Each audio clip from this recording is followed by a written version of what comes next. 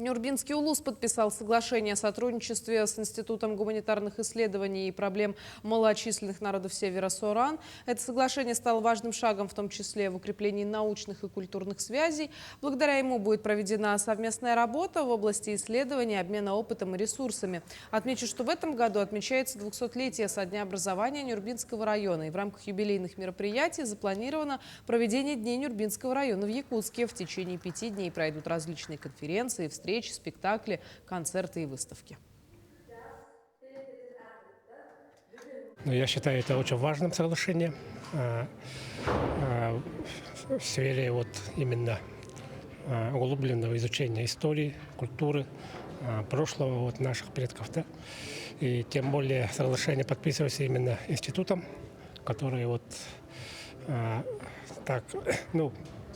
специализируется на этом. Поэтому, конечно же, мы очень рады этому, тем более у них фонд очень богатый,